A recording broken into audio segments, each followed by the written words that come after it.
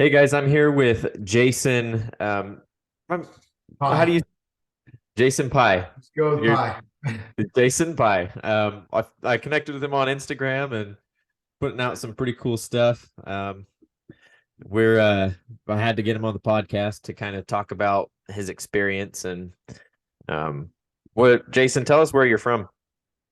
So first of all, my name is Jason Pye. I'm a Los Angeles contractor and developer and designer in Los Angeles, California. That's Nice, my little nice. base. There's probably a lot going on down there. Um, Well, I think there's definitely a lot going on down here, but with the way that I came into the trades, there's just a lot of hats that I like to wear, and I wear them all. Yeah, well, I know I see. Part of the reason I wanted to get you on the podcast is to figure out what exactly your thing is, because it seems like you got a lot of different avenues, and I think I saw you have a pretty big YouTube channel, or was that I mean, I wish it was pretty big. like starting? I mean, bigger than mine. I mean, it's a Yep, decent sized channel. I had a vision yep. for it a few years back. We have, I think, 7,000 subscribers. We were plugging along, but when you're not like 100% dedicated to something, it's really hard to continuously drive it. Mm, And um, I'm constantly in and out of whether my idea for that channel is it's a constantly evolving channel. I'm yeah, constantly like producing content, changing up how I produce content. What am I doing? How am I doing it? Like I'm I'm gung ho, and then I'm like, I'm just gonna put content out there just to make content and plug it along. Like, you know, that's kind of seems like how most people are before stuff really takes off. It's really a lot of tweaking and figuring out what you want to do. And I think it's almost always evolving, you know? yeah, I would agree. Like, I think once you find success, you're like, okay, cool. Like, I'm gonna ride that wave. Um, but until then, you just have to keep on being unique and like figuring out the next thing that might work. Yeah. Yeah. Do you, is there any humor related content? Because that seems to do really well. Have you seen the legend concrete guy? Legend No, concrete. look. I'll say this. I think that I come from a music background. So I was a musician between the ages of about 15 to 21. Uh, and around that time, I also tried out comedy. It did not work well for me. I got a few jokes, but definitely like 5 minutes. You know what I mean? Uh, and I would say that I much prefer being the performer than the creator on a screen level. I definitely enjoy creating, and I very much like to create. There is semblance of creation in my designs, in my builds, even in the YouTube space. Creating is a huge thing for me and a part of my passions and what I really enjoy doing. And we can get into that and like how I even went from being a musician, going from the entertainment industry into construction, and how being creative is like literally the thing that's kept me here. But I found that when I have someone else producing the content for me, I'm much more brave about being the stupid funny guy than if I have to like create the content myself. I'm not as eager to get in front of the camera and do something stupid. I almost want it to be like perfect, and like that disturbs the um, the final vision. Whereas if someone else is producing something and I can just be creative, and then they have to figure out how to make the creativity kind of come together, it's a little easier for me. So I've definitely done some funny content, but it usually was invoked by somebody else behind the screen saying, "Hey, why don't you do this?" Or be creative, go do something stupid because I'll plug that into what we were talking about over there. Yeah. Cool. But if I Yeah. have to be the one thinking about it, it's too much for me. Well, that makes sense. That gets to a point where you are actually wearing too many hats, and it's really Yeah. hard to keep all of the different tasks, I guess, separated, because you do want it to be perfect, but you also are trying to be creative, and that really limits. I've noticed that even in this podcast. I stopped editing my podcast episodes and paying somebody else, because if I got in there and started doing stuff, I would start editing too much and take too much time. And it gets to a point where it's just not worth it for me to have that headache anymore. Yeah. So, And but at a certain point, when you're paying someone else to do it, you've kind of relinquished the control and the necessity to micromanage. Like, yeah, you might want to go through and be like, delete that pause, and like that's too long, and those words are extra, and I don't need that, and I can take this out, and can I cut it where I don't say that word that I just said? Like, you're gonna go crazy for an hour, like for 2 hours cutting that out. Or if you just send it to somebody and you say, you know what, it's out there, it is what it is. yeah. It was a good conversation. Hopefully someone listens to it, and like that's it.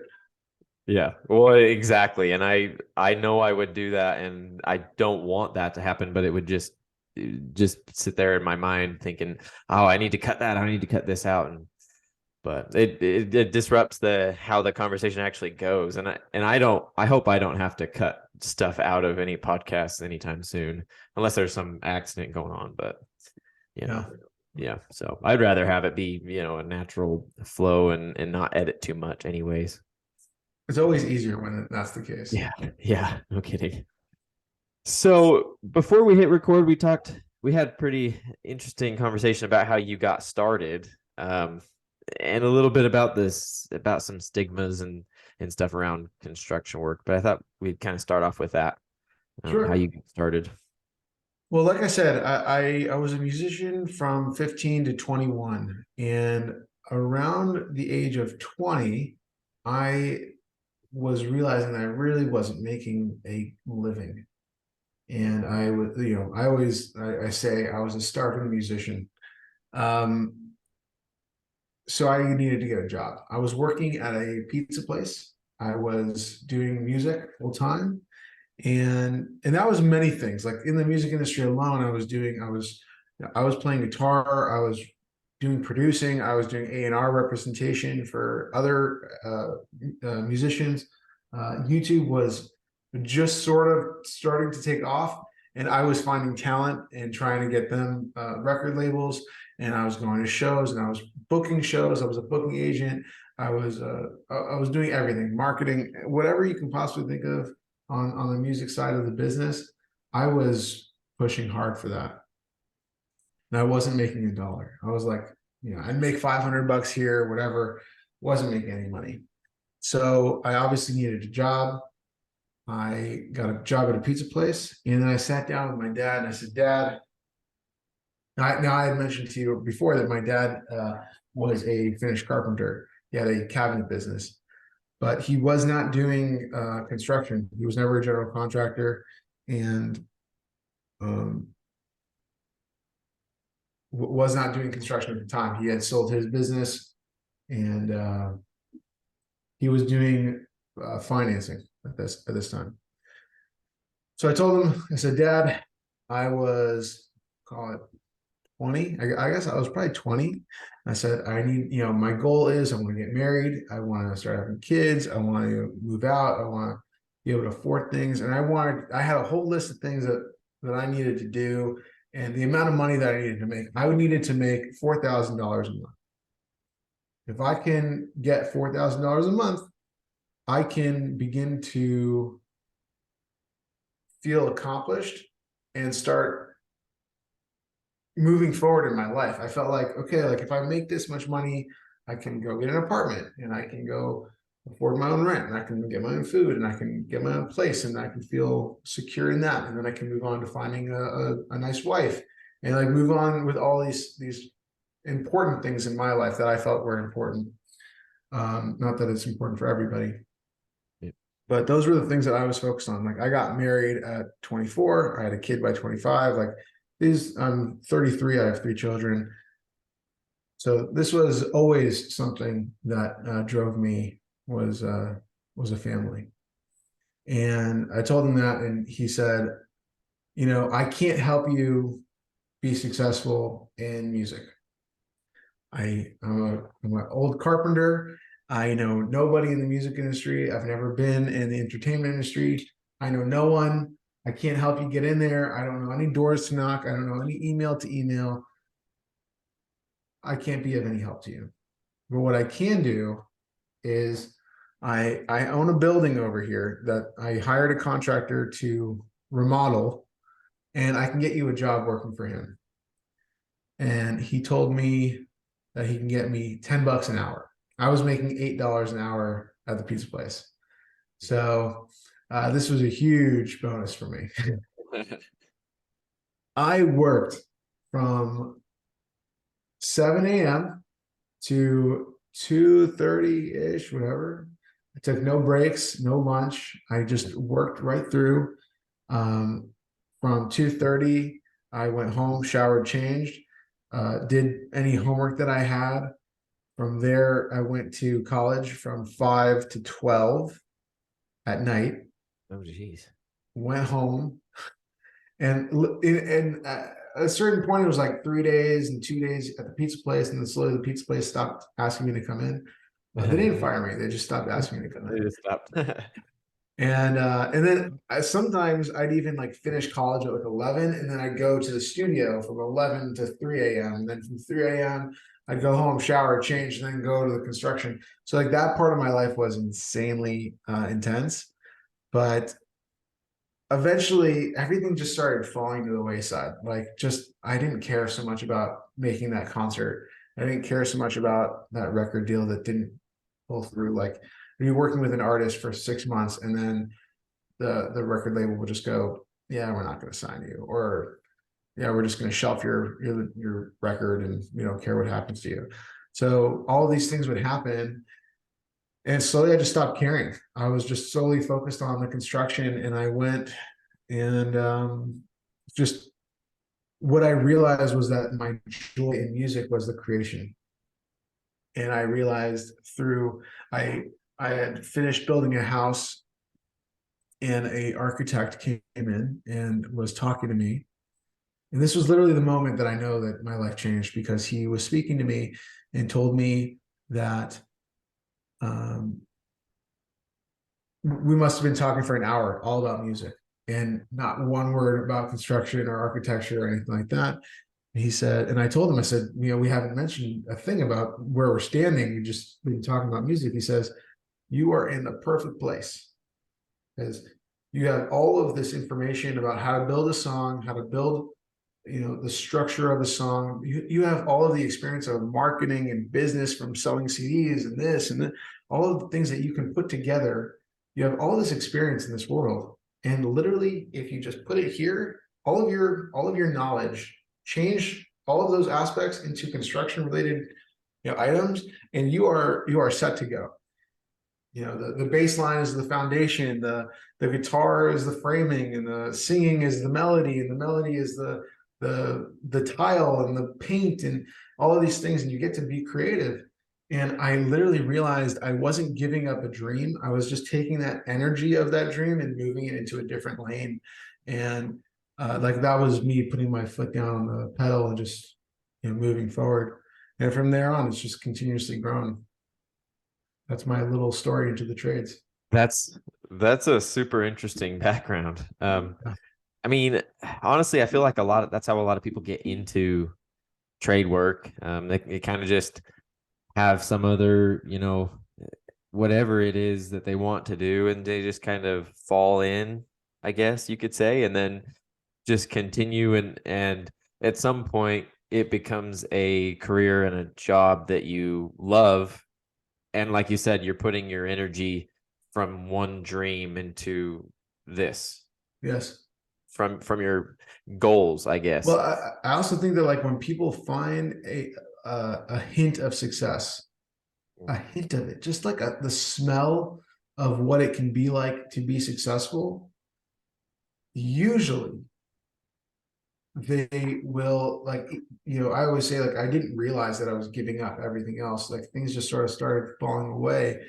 I became like a racehorse with blinders on. I just I was like this. I wasn't seeing anything else outside my world. I was just solely focused on what I was doing, because when emotionally, when you have a successful point in your life, you almost want to like constantly repeat that.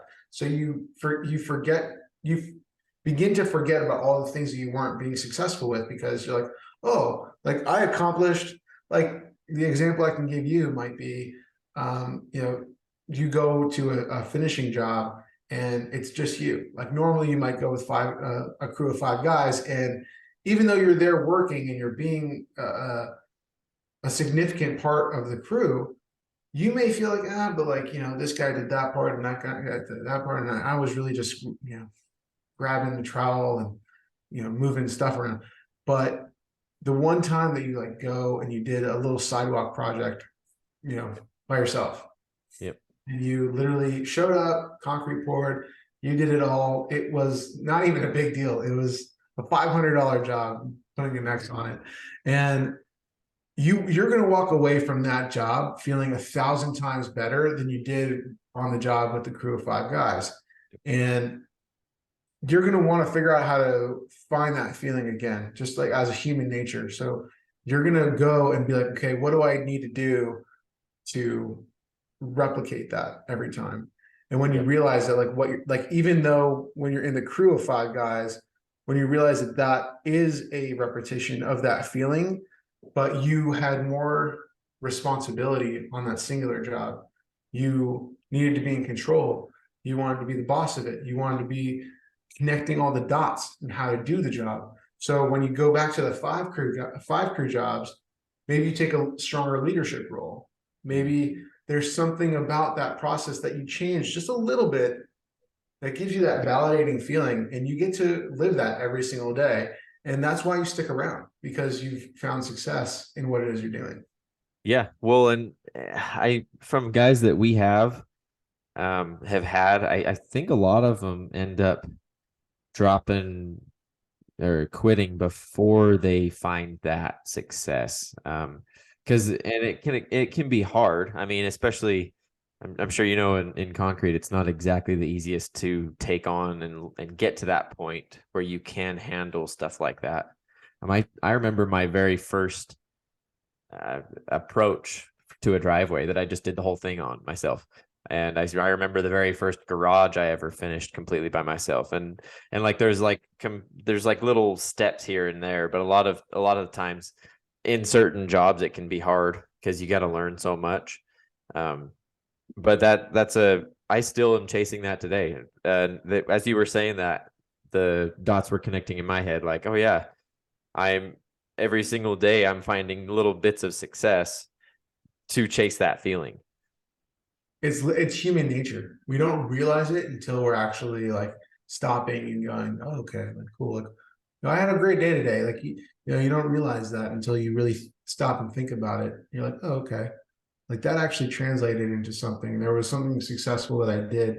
Like I very much enjoy my designs. I very much enjoy doing design.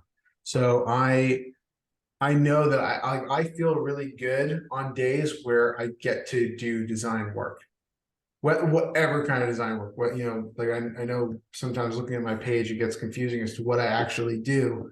I know you mentioned that, but for me, I'm a general contractor. Yeah. JJP Construction is a general construction company. We're building houses. We're doing small projects, big projects, whatever. 90% is new construction development. But on the spec builds, I get to be the designer, unless I'm hiring out a designer for that job. But I get to do design, and I get to design for my clients, and I get to do landscape design. I have a landscape company as well, a landscape and hardscape company.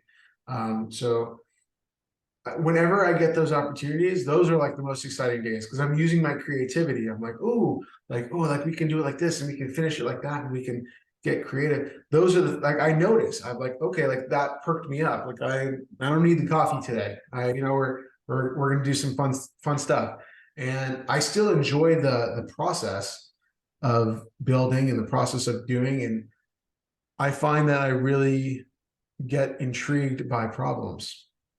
Mhm. When a problem arises, I'm very much just like, okay, what is the resolve? I'm like so much a man in that way. You know, when your wife is telling you about her bad day, and you're just like, you know, you just want to respond with the resolution, but she Yeah. just wants to vent.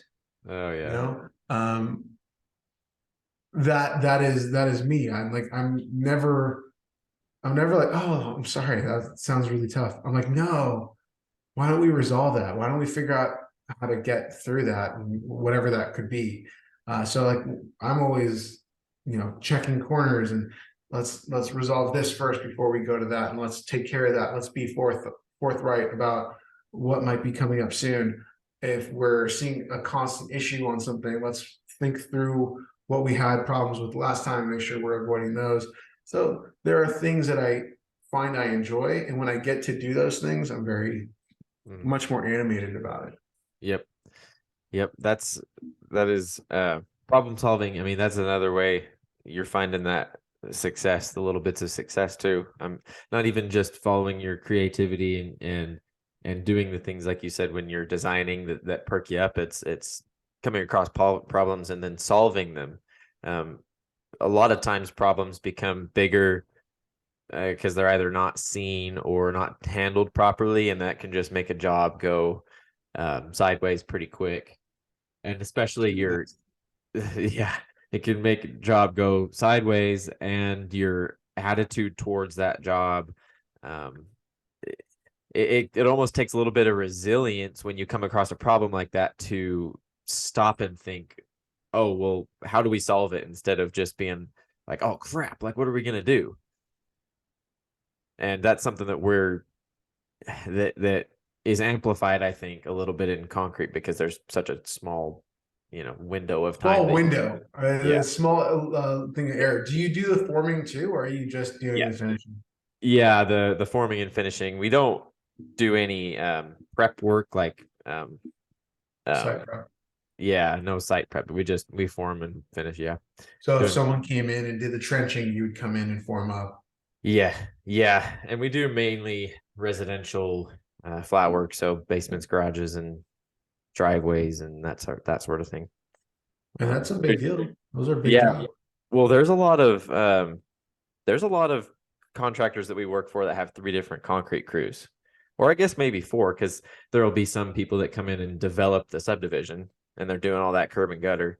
They'll have people Yep. doing the foundations. They'll have people doing the footings for it, and we do the flat work. So I see some of the foundation and footing guys, and sometimes I'm envious because they're just lollygagging around, wandering around the job site, and when we're on the job, it's kind of like, okay, like we need to, put all of our focus on this, make sure that everything gets done right. Because Well, if because it's you're dealing not, with a finish, right? You're yeah, dealing with if someone's going to be looking at that. yep, Yeah, and and the curb and gutter guys have a pretty big job too, yeah, they but do, they're mostly machines. yeah.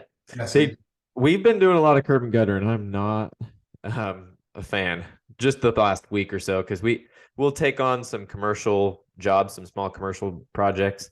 So we'll do the curb and gutter when they're ready for it in their Gotta park. rent those machines, man, because they come in with those machines and they just do the whole entire block in a minute. Yeah. Not literally in a minute, but it's like you don't have to lift a Oh yeah. finger. It's Oh so yeah. easy. And I'm like, I They're can't believe, but they're so expensive. It's yeah, way expensive. I after spending enough time doing curb and gutter, I do wish we had one, but we just don't do enough. yeah. Renting one would probably be reasonable. But then curb and gutter, like if you're doing it all by hand, I mean, it's such a time sensitive thing too. I almost sometimes think curb and gutter is more time sensitive than like a driveway or something. It's just because like if you do enough of it, you can get behind really fast and really be working harder than you should. So Yeah, I mean, I'll be honest. I've probably the longest piece I've ever done is maybe 50 feet, yeah. which is not very much. You know, it's one house. So, Yeah. Yeah, no, it's not it's not very fun. But like that's kind of that's kind of the thing that scares people away from concrete in my experience is it's so there's a big learning curve. It's pretty high stress and very time sensitive. It's hard to learn under some of those circumstances. I would And say it just sucks because it's outside all that day. too, that too. No shade, no nothing, Yeah. no whatsoever. And And you're completely determined by the weather as well, yeah, yeah. which And also we've had a pretty long winter here, so we've been getting a lot of guys here actually take the winter off. They really, don't even do flat work in the winter, which you it kind of sucks because if you pour a driveway or like whatever you do, you have to cover it with concrete blankets or it'll freeze and it won't cure right. So, and then doing that on your driveways, you'll have sweat marks and stuff from, that's true. Yeah, all the water sitting yeah. because the So, condensation goes up and then sits back down. yeah, and gets trapped right in there. So, there's pros and cons and then it's just rough that way. How many But months do you usually, is that usually like common? 3 months? yeah, two, yeah, three. The last couple years, maybe like 2 years ago or 3 years ago, we didn't even really use very many blankets. Because there were a lot of days that actually weren't even cold enough. This year was a heavy year. I don't know about. Did you guys ever consider taking on a different trade with your skill sets, like framing potentially or finish carpentry? I Um, mean, I don't think so. We've thought about doing some dirt work. That doesn't really help us in the winter either, though. no, yeah, I mean, I think my dad at one point was doing snow removal because that's a huge thing here through the okay. winter. But Mr. Plow. yeah, but that's not fun either because you gotta um, a lot of times you're out all night plowing snow. So it's you know it, we can make it work, and we found ways to make it work, and so we're not losing our jobs or anything. A lot of that's down to doing a good job, working hard all year, making sure you're prepared for that winter because if it is long, you need to make sure you can still pay your guys. You can still have enough work coming in to fit in on the days that you can work. There was quite a few guys this winter in particular that were out of work that we know that are concrete guys. So um, I think the only place that benefits us is having the right contractors. We have a pretty good mix of custom home builders and like some volume home builders. So we're for one builder, we were pretty much working for them all winter because they just crank out the homes. I think they have a subdivision right now with 500 homes in it that they're going through. So and they just want it done. So it keeps us busy and Hey, it's okay. and it's the people that you think about not wanting to do too many different things, but it's having different sources and different builders you work for and things to keep you moving, especially here where we have such a rough winter. Yeah. So you were telling me earlier about trade school and stuff like that. Were you saying that you had gone to it? No, so I was studying engineering, so electrical engineering, and I was going to college for that. Um, Decided I wasn't interested. So, and most people get turned off from that by the math, but I actually liked the math better than the actual engineering. It would remind me what kept you in the trades. I just started to realize that I got through like a pre-engineering associate's degree and then almost to a bachelor's, and I started doing some web development. That's kind of where I wanted to go. But after I was pursuing that more, I realized that I don't think I would like doing that full time. And I've been doing this my whole life. I've been in this my whole life, and I don't hate it. I always thought I did. And maybe that was because I heard so many people telling me to leave, to like, oh yeah, go use your brain instead of your body, and all this stuff that makes sense, yeah, but isn't like, I don't know. I felt like maybe I was even being forced out of of working here in the trades. Do you Um, think that do you think that like they were actually telling you get out of the trades, or do you think they were trying to tell you to do something more within the trades, or was it's it super specific? it was, I mean, with certain people specific, yeah. Because I mean, And I could see myself seeing in a kid, doing finishing and going, hey man, finishing is great, but if you want to, gear up and you become more successful, you got to do something else, yeah, right? Like, I mean, I can see myself having that conversation. Is that yeah, is that what you were hearing? Or were you like literally go to yeah. school, No, get out of it was this? literally go to school, get out of this, and Yeah. that was all I've heard. I mean, and it might have been because I had above average, quote unquote, aptitude for science and math and stuff. So it's like, oh yeah, we'll go pursue that. But I don't know. I started, I did, and I did for quite a while, and I just kind of realized it wasn't for me. I mean, Well, most listen, you're not alone. yeah, Like I was telling you my story. I went to college and I got my degree so I can tell my kids I got a degree and that they can't ever tell me you didn't go to college, so I don't have to. yeah, I literally did it just so that way I wouldn't have to hear my kid. And I didn't have any kids. There was no I was thinking about imaginary children at this point. I literally did it so I could say I accomplished something. And it did, I don't feel like it helped me at all in my career.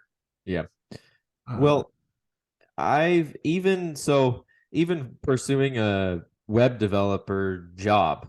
When I think I told you earlier that I had done some web development stuff. Um, Even pursuing that, doing the schooling doesn't even really help you that much. It is a lot more feats and like proof projects, that type of stuff that you've completed that people look at. And that might have contributed more, is I was like, I feel like I'm wasting my time here. I feel like I could go do something and work and get paid to learn rather than learning here. And yeah, you honestly, I hit the feel like nail on the head right there. yeah, well, and honestly, I felt like I stayed in too long in the schooling. I think, yeah, and I don't regret going, but I don't feel like it helped me all that much. I It's mean, kind it's so true of, because there the one thing that it does is it proves to you that no matter what you're up against, you can accomplish something. Like if you literally like, I think that's what that piece of paper says. Whatever that piece of paper is, college, that whatever degree you're getting for web development, it's yeah, basically saying, hey, he started something, he finished something. That's what that paper says. They're not saying that you're the best at it. They're not saying that you're proficient at it and that you deserve the best, salary because you went to this school. They're literally just saying you started something and you actually finished it. But I think it's like this crazy idea that if you wanted to go into college, if you didn't want to go to college, sorry, you go to trade school for 3 months, 6 months. They have all these programs. Whatever it is you choose to go to, you go, and maybe it costs you a few $1,000s.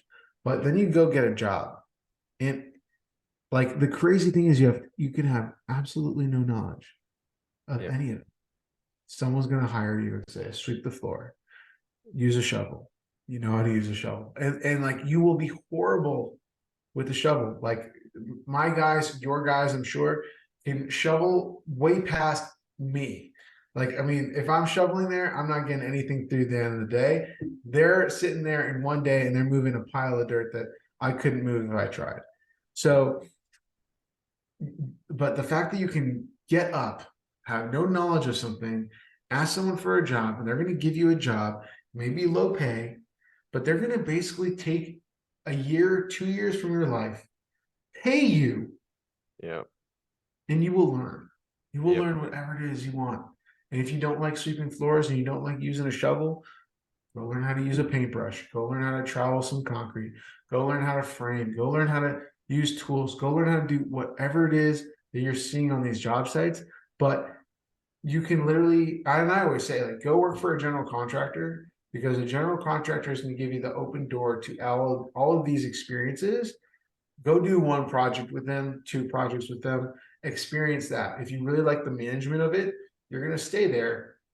If you really like a certain trade and you hate the management of it, and you want to learn particular trades, go call the plumber that you worked with on that job and say, hey, general management wasn't for me, but I really want to learn plumbing. Can I come work for you? You're going to have an in right away. They're going to pay you probably what you're being paid for the last 2 years. That's okay. But you get to learn another trade. You get to stay there for a year or two and learn plumbing, learn electrical. And you can do all of those things. And you can spend the first 10 years of your life working for every single one of these guys, and you will have not lost a dollar. You will have literally made money. And in college, you can sit there for 4 years and be in debt. So and then still sometimes not be able to get a job when you graduate. and still not be able to get a job when you graduate. So I always look at that as like an anomaly in this world, how people don't see that and go, what? Like, if you want to be a lawyer, wouldn't that be amazing to just go, I'm going to go knock on this lawyer's door to see if he wants to hire me. And then he's going to pay me, and I'm going to work there for 10 years.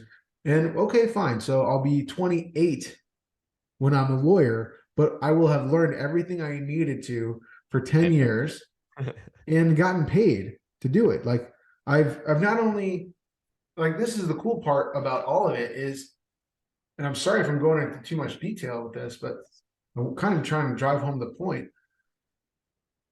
And I'll use a trade as an example, because I feel like a lawyer, like, no one's going to connect to a lawyer, but use your trade for example. Even mine. Like, if someone comes to work for me and they work for me for 10 years, they've not just like been a piece of the pie, right? They're not just like a laborer for 10 years, unless they really just wanted to be a laborer. But yeah, someone comes to work for me, they've got 2-3 years that they are, the peon, right? The guy who just goes to Home Depot, is cleaning up the messes, is dealing with random things here and there, maybe getting the calls that someone else doesn't have time for, doing all these random little things. And then, like, the year 3 to 5, like, they are now serious managers and they're in control of a project. Maybe by 5 to 7 years, they're constantly moving up, or maybe they're managing multiple managers. Like, it depends on the person, but overall, they're also doing this thing that they're subconsciously not even aware of. They are learning how to run a business, right? Because the person who's running the business is giving them step-by-step tasks, step-by-step instructions as to how to accomplish something. And the best part of it is that if they mess up, it's not on them. It's on the boss, right? If they screw up something, they're not sitting there having to pay that cost. The boss has to, right? Because I don't pay them to take the liability for what they're doing. I'm paying them to be there every single day to take responsibility for it, right? It's my responsibility to accomplish something, but they don't have the ability to take the liability for it. If I paid, sorry, if my project manager forgets to cover the roof on a project, and the next day it rains and it ruins all of the drywall on a project, as much as I'd like to tell him, hey man, you got a bill you got to pay for, where's that money coming from? Is he going to take out a loan? He doesn't care. He'll just quit. Yep. Bye. Yep. Right? There's no incentive for him, and he can leave, and he's learned all of the knowledge that he has. It wouldn't be a thing. But because I'm not that boss, I wouldn't do that. But the point is that he can have that screw up, and obviously I wouldn't be happy about it, but he's going to learn that, wow, I really have to start covering the roofs when I leave the project, or I really have to make sure that that is done. Even if it's not on Jason's jobs and it's on my jobs or someone else's jobs, That's an important item that I need to make sure of. I need to check the weather every single day. I need to make sure I have tools in my truck that can help me get that job done at any random time. Like there's just things that you start to inherently learn through a 10-year process that gives you so much more than just an education. And people go into like, and I'm not saying anything in particular, but like if you decided at 20, hey, I want to start a hardscape business, man, you may have been working for your dad, and you did not start your own business, right? You work with your dad still, right? Yep. Yeah. So I'm not talking about you. I'm just making this up and using your company as an example. You may have been working for your dad since you were 13 years old, and you have 7 years of experience, and you know how to finish and frame and get all the right subs that need to come in to accomplish something, and you can knock out a project in 2 weeks. But you are going to fail. You are going to fail and fall hard on your face for the first 5 to 7 years, where you could have gone to work for somebody else. Because when you're, and I'll say this truthfully, when you're working for a parent, the responsibilities of understand, like the responsibilities that you would learn as a business owner don't usually come in. There's usually a hard separation between the parent and the child that, not that they're covering you from something, but they don't want you to have the burden. If parents don't want you to have this burden, so they take on the burden themselves. It's a parental thing that unfortunately we do. But so there's so many gaps in knowledge. So they may have worked for 7 years, but they're missing all of these little tiny things that change tremendously. I mean, like your dad has had 30 years of experience dealing with contractors and how to get paid, and how to deal with the change order, and how to deal with, just eat it, it'll be fine, we'll make it up on the next one. All of those experiences come into play.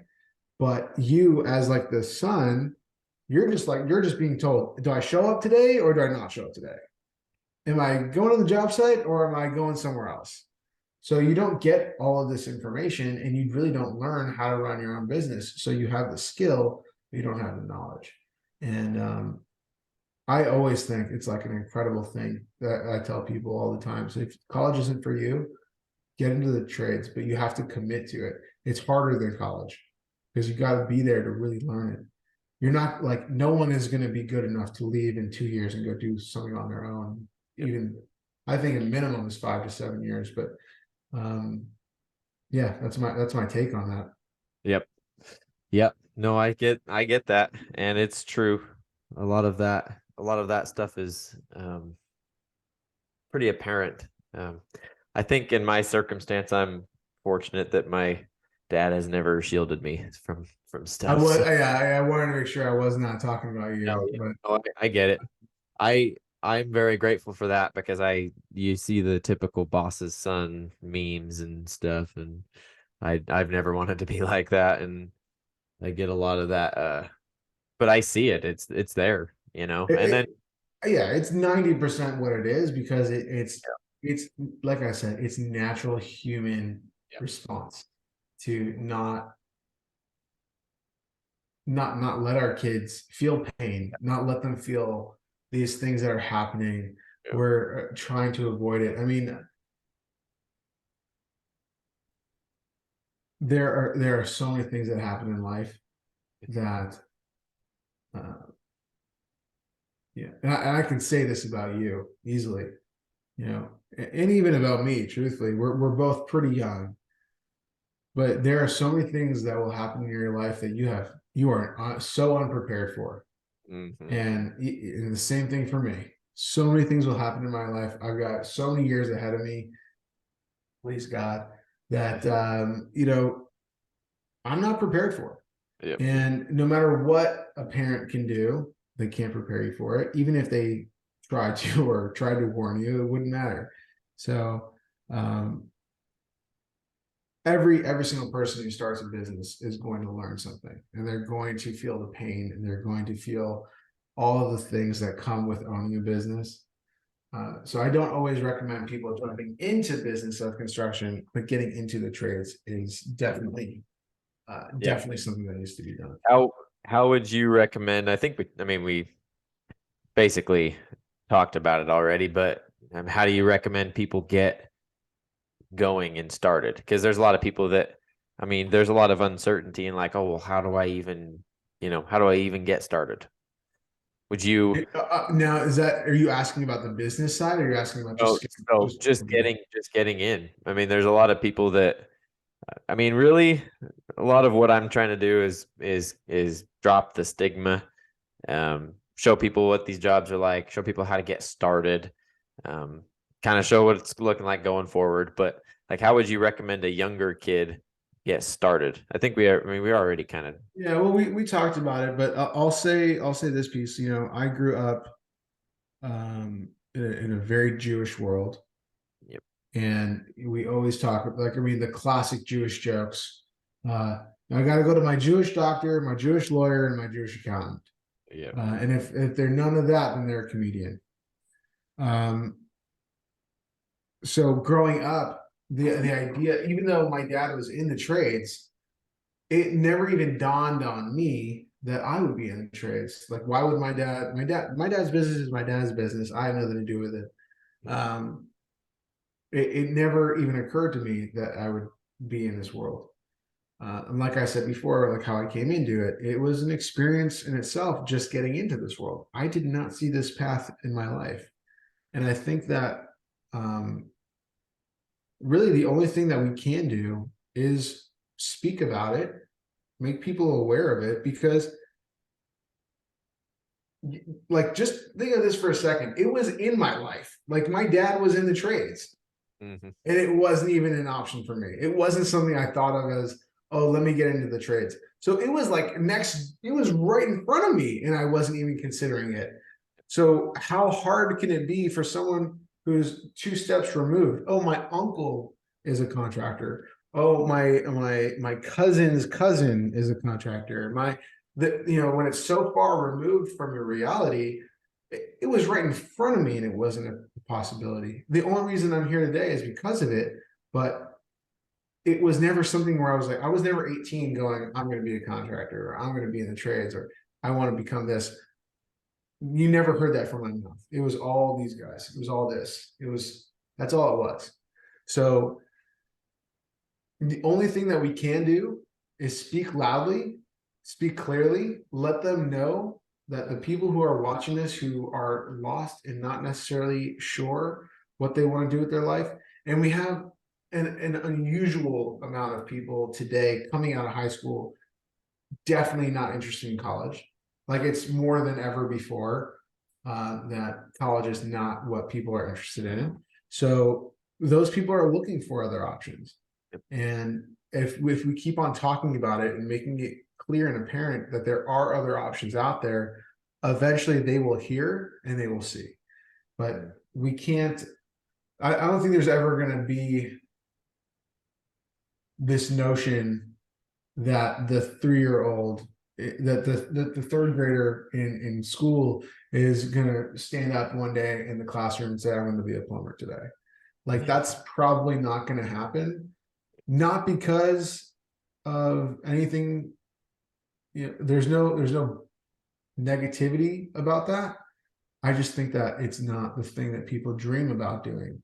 Yep. It's not, I want to be an astronaut. I want to be a firefighter. I want to be a policeman. I want to be, so whatever those things are. I want to be a musician. I want to be a YouTuber. That's the big one today from all these kids.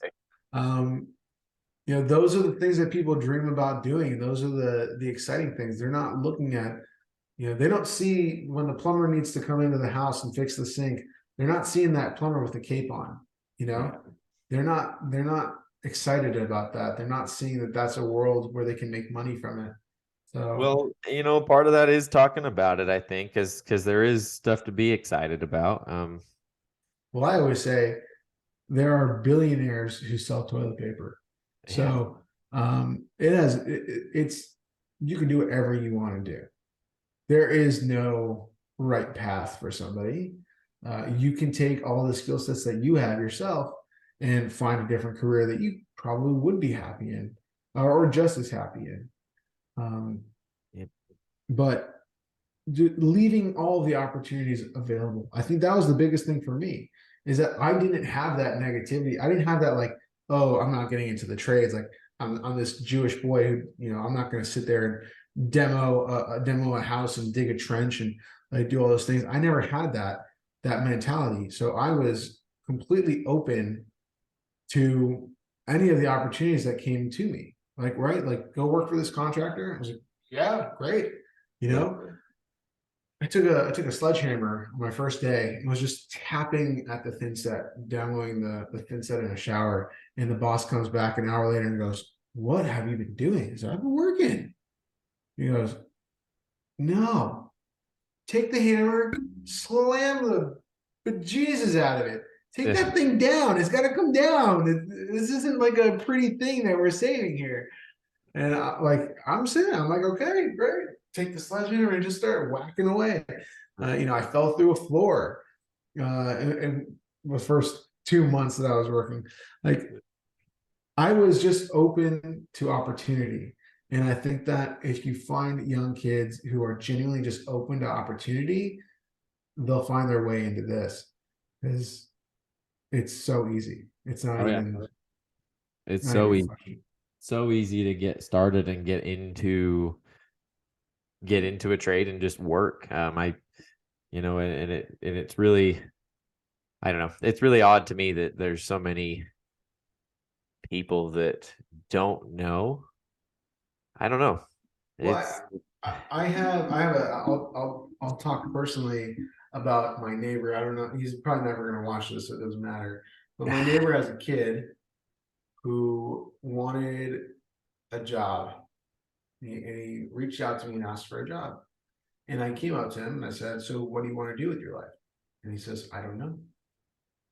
I don't know." So I said, "Okay, well, could I be honest with you?" He said, "Sure." He said, you're always welcome to come work for me. There's a place for you, but you're going to work really hard working for me. Why don't you really go to school, do your part-time schooling thing, and go get just a regular job? Go work at a grocery store or a fast food chain. Just go work there, get a regular job, where no one's going to make you sweat in the middle of the day.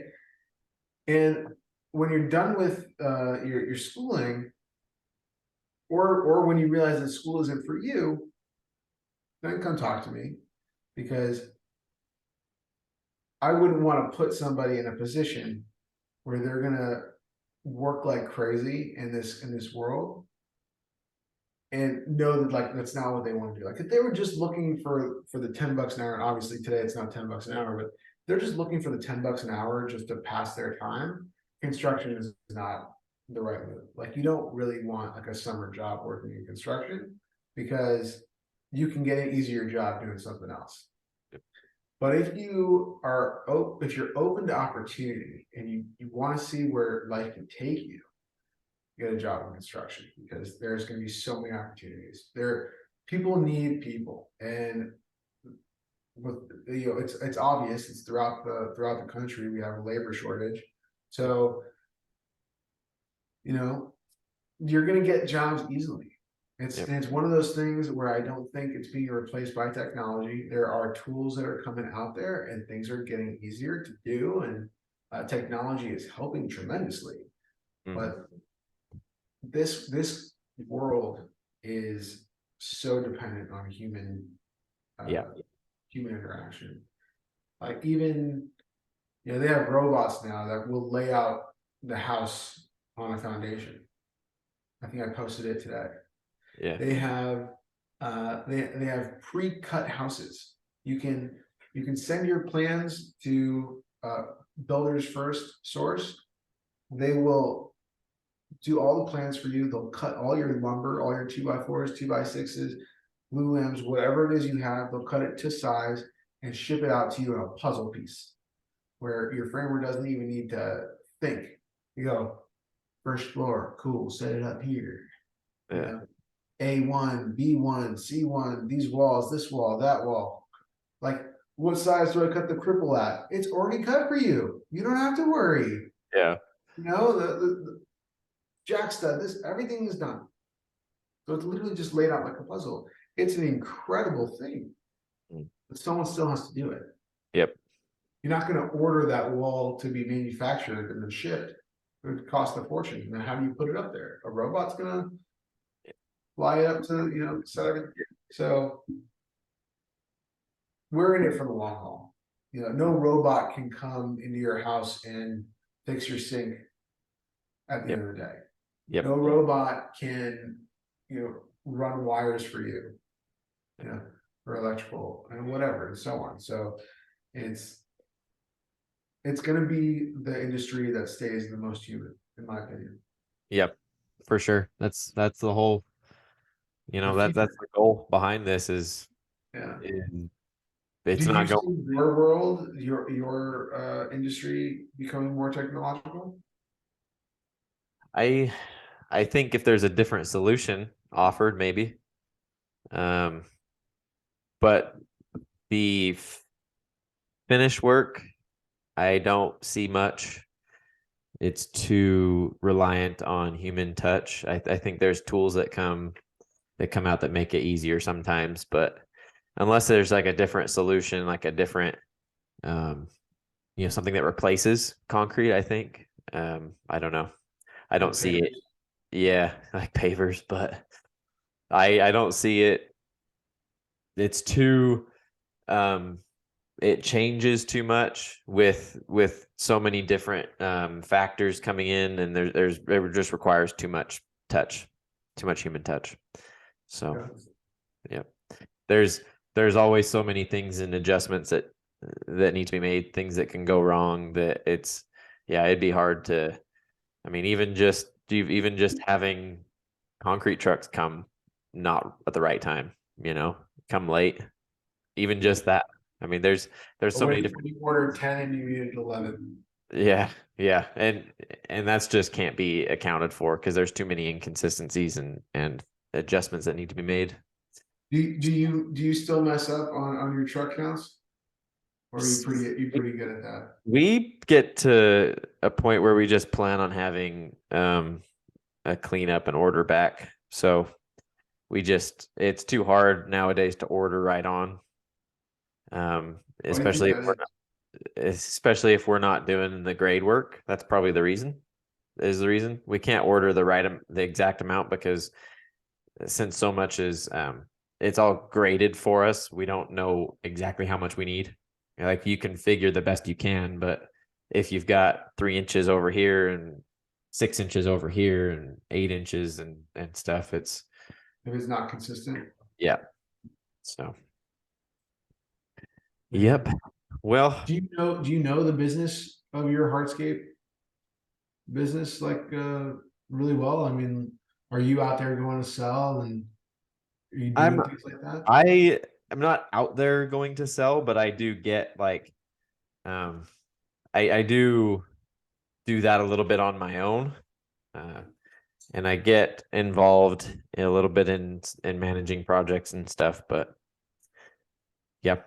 Are, I are like are you mostly doing these sublot divisions or are you like interested in doing the houses like a random house that comes up in a neighborhood where you're doing a complete front yard renovation or backyard renovation sort of thing?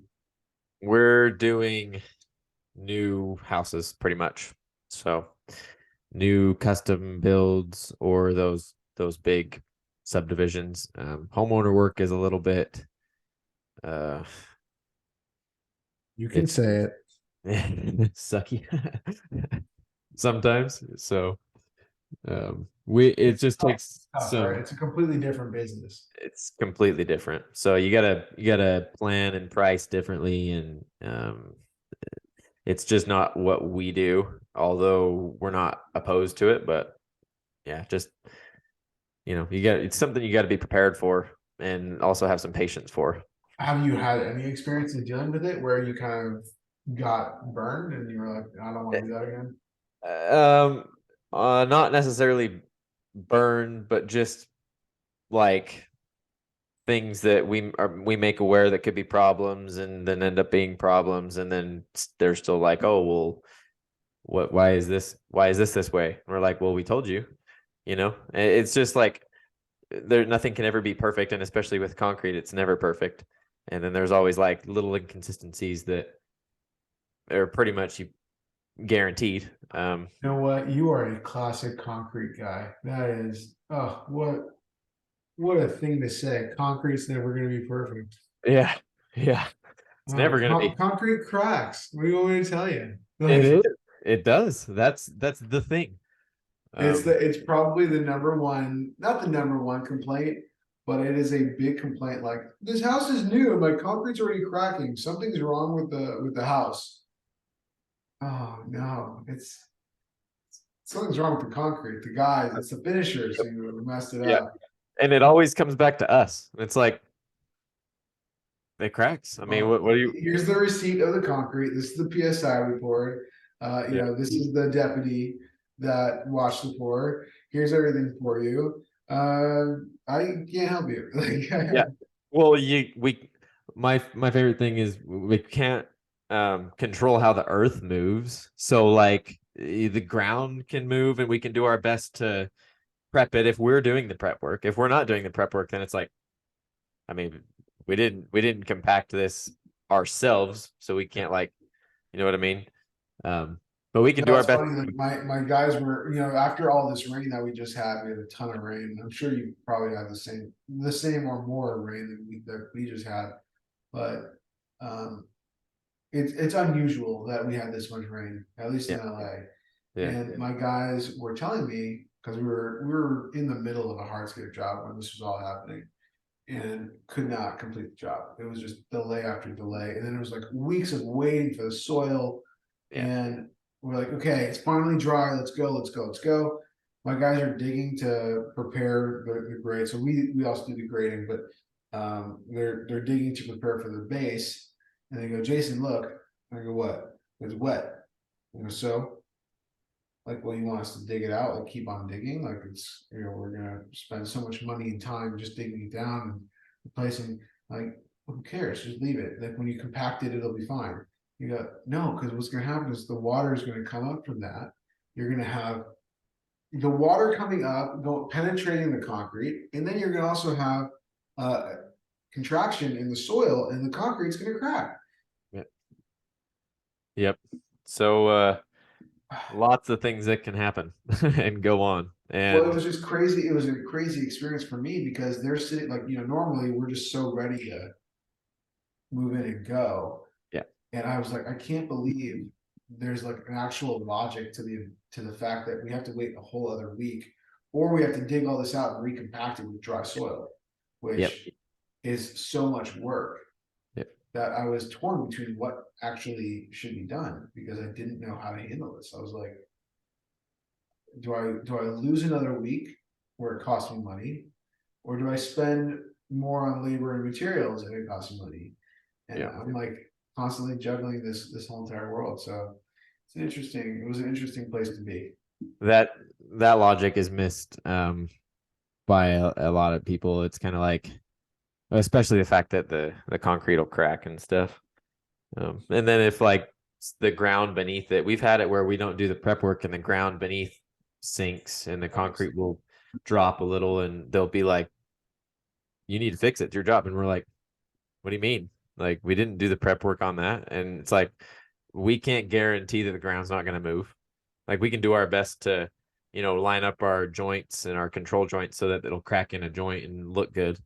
But if the prep work around it isn't right, and also you never know too. It could be crappy material that they did compact, and they did compact a lot, and it will still, get a lot of rain, like you said, and it will still get under there and sink. So Do you travel a lot for your work? we stay pretty close to where we are, within an hour. Within We traveled a little farther, but not much. Not where we have to like sleep anywhere. You're lucky. That's Yeah. pretty good. Yeah, we're pretty busy here too. And I actually we get people asking about jobs that are an hour and a half away, and we're like, we can't get to that. It's too far. So pretty much stay close. All right. Wow. So like an hour and a half is kind of your threshold of, Yeah, it's just too it's too far to be in control of stuff. We've had jobs in Park City. I'm sure you might know what Park City is in Utah. I've Um, never been. I have been to Utah. I have been, but I honestly I was there when I was probably 15, yeah, maybe, and I Park don't remember it at all. You know what I Park remember? City's. It's I like remember the Jeep tours. yeah, that's quite a ways away from us. I have no idea where that is. I don't even know the area. Yeah, Park City's like the high where a lot of the high end homes are. So it's where a lot of celebrities are. And you're Where about they an hour away from there.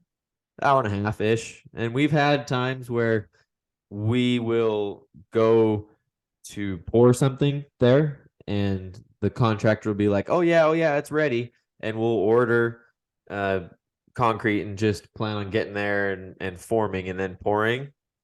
Have concrete on order, so we're getting there, a couple hours before we pour to prep and then pour, and we show up and it's not even close, not even graded, What and we're happens? like, what the heck?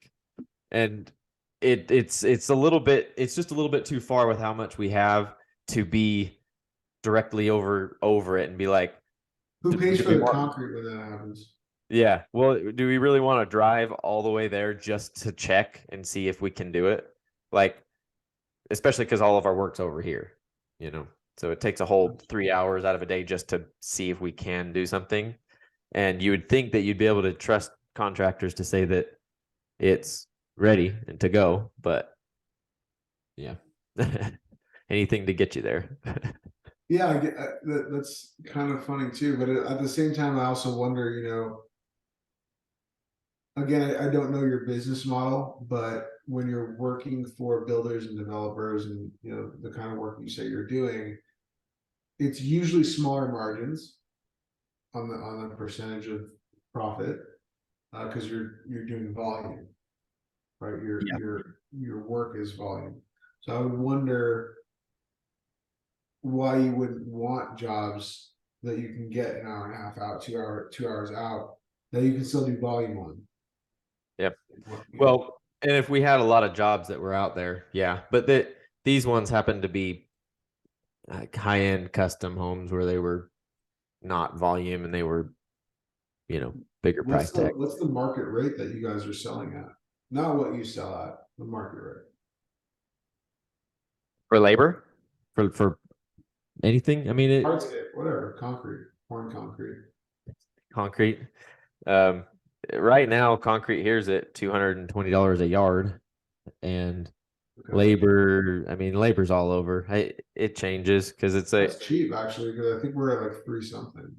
300 for a yard. Yeah. Um, if you like I said earlier, you get the homeowner jobs.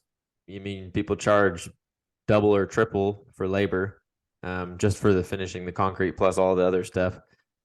Volume builders, What does a finisher make in Utah?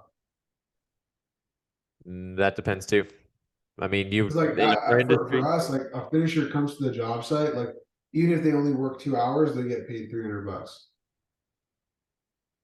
Like they don't care if they show up and take out their tools, they want $300. They don't care what amount of work they work. yeah, yeah, pretty much three Is hundred that the bucks. same? Yeah, I mean, we have hourly rates, uh, 20 to 25. It Okay. depends on how much you know. I mean, somewhere in there. So Well, that's cheap on the yeah, hourly rate. yeah. I mean, probably compared to Los Angeles, I bet, because Well, yeah, I mean, I can pay you $150 just to drive out here and pay you $180 for the work. yeah, yeah, pretty much. Well, I think we're coming up on time here. So I'm here for you, whatever you need from me. yeah, we're coming up on the time here. So let's kind of close out and where can people find you, and kind of what do you have coming? Yeah, so you can find me on Instagram at JJP Construction. You can find me on YouTube at Jason Pye. Those are the main two channels that I really operate. I have other channels too, but they're really just for inbound leads, really. There's Shelter Homes LA, which does my spec developments, and then Go Landscapers is my hardscape landscape company. Um, but that's it. That's really my spiel. You said you were planning on, you got a dream or a vision for the YouTube channel. Oh, Is that under wraps? no, that I was talking about previously. Like, I used to have this dream of it being, Oh yeah, yeah. it's something like I was saying, the YouTube channel is something that ebbs and flows and it kind of comes into you. Like it's you got a passion project you want to work on, you want to try something out, you want to see how it works or how it goes, and you kind of just get excited about it. You do a whole bunch of videos and you kind of see how it goes. I used to think that I could like kind of create a show, and I call it buy, build, sell, which is the buy of real estate, the build of real estate, the selling of real estate. And because I do, I do like 10 to 15 projects a year, which it's not a little bit, just to say the least. That I thought that I could create an episodic type content for the YouTube channel on that, but it was over my head, I think. And so now I just do a lot more of like the front desk sort of talking videos. Yeah. I still do content, like there's still some content out there that I'm producing, but it's not on the same pace, like I was doing videos like every week, and now I still do videos. I think I upload at least 2 times a week, but most of them are topic related and just by my desk. This is the scene right here. This is the episode. And you'll get a random video here and there of like me on a site doing something. Awesome. It's different today than it ever. It'll be different in 3 months from now. Yeah, it changes. If you like my face and you want to see more of it, go check out those channels. Yeah, go check out the YouTube channel. Awesome. Well, it was great to have you on, Jason. Absolute pleasure. Thanks for having me. It was great getting to know you, and I look forward to seeing more of your content as well. Yeah. Awesome. Thanks for coming. Be good.